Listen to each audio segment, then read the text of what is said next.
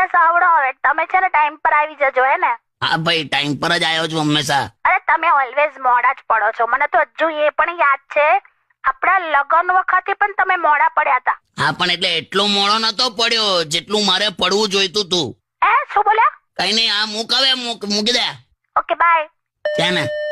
કાકી, ઓ ભઈલું, કેમ છે? બસ એકદમ મજામાં. તમને યાદ કરતો તો, તમે આવતા નથી સ્ટુડિયોમાં. ના, હવે બહુ વહેલી આવવાની જ છું, પાક્કું. થઈ ગઈ તારી તૈયારી? થઈ ગઈ બધી? અરે મસ્ત, સવારથી મંડી છું, મસ્ત. તને પણ બહુ વાર લાગે તૈયાર થતા. અમારે કેવું 2 મિનિટમાં થઈ જવાય. પણ સાદો ભાત અને બિરયાની એમાં ફરક હોય કે નહીં? તમને સાદો ભાત કે ખબર પડે મને. મારે તો એવું જાણવું છે, સાંભળો જ, હા બોલ.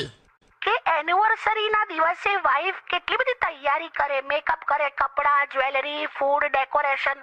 તમે લોકો શું કરો? અમે માત્ર એટલો જ વિચાર કરીએ કે એટલીસ્ટ આજનો દિવસ ઝઘડો ના થાય. કેવા છો યાર?